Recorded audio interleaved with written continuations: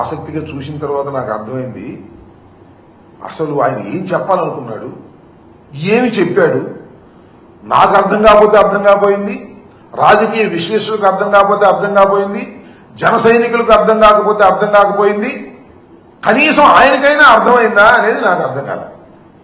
మొదటి మాత్రం ఒక పావు గంట సేపు ఒక కృత్రిమంగా ఊగిపోతూ చాలా శ్లోకాలు చదువుతూ చాలా వీరత్వాన్ని ప్రదర్శిస్తూ ఊగిపోయారు. తర్వాత నార్మాలిటీకి వచ్చి మాట్లాడారు. ఒక మాట మాత్రం అన్నాడబ్బా, వాస్తవంగా ఒప్పుకోవాలి. నిలబడ్డాం, 4 దశాబ్దాల టీడీపీని నిలబెట్టాం. ఆయన నిలబడ్డాడు. 4 దశాబ్దాల పాటు ఉన్నటువంటి టీడీపీ పడిపోతుంటే దాన్ని నిలబెట్టాడంట.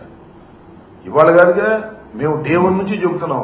అసలు టీడీపీ పార్టీని నిలబెట్టడం కోసమే పుట్టినటువంటి రాజకీయ పార్టీ మీది. టీడీపీని కాపాడుకోవడం కోసం ఏర్పాటు చేయబడినటువంటి పార్టీది. 2014 మార్చిలో జస్ట్ బిఫోర్ ఎన్నికలప్పుడు దీన్ని ప్రారంభించి ఒక బి టీమ్ గా చంద్రబాబు నాయుడు గారు వదిలారు. కాపులందరినీ కట్టగట్టి, ఎందుకంటే డైరెక్ట్ గా చంద్రబాబు నాయుడు గారి కాపుల్ని చేతుల్లోకి తీసుకోలేడు. ఈ రాష్ట్రంలో ఉన్నటువంటి కులాల చరిత్ర అలాంటిది. చంద్రబాబు నాయుడు గారు తెలుగుదేశం పార్టీ కాపు సామాజిక వర్గం మీద అనేకమైనటువంటి దుశ్చర్యలు చేసినటువంటి సమాజం ఆంధ్ర రాష్ట్రంలో ఉంది. అందులో డైరెక్ట్ గా ఆయనతో మాట్లాడలేరు కాబట్టి కాపులతో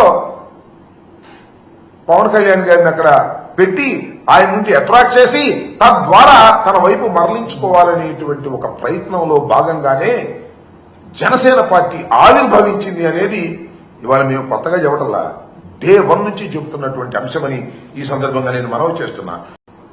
100% స్ట్రైక్ రేట్. ఏంటి 100% స్ట్రైక్ రేట్? నాకు అర్థం కాలేదు.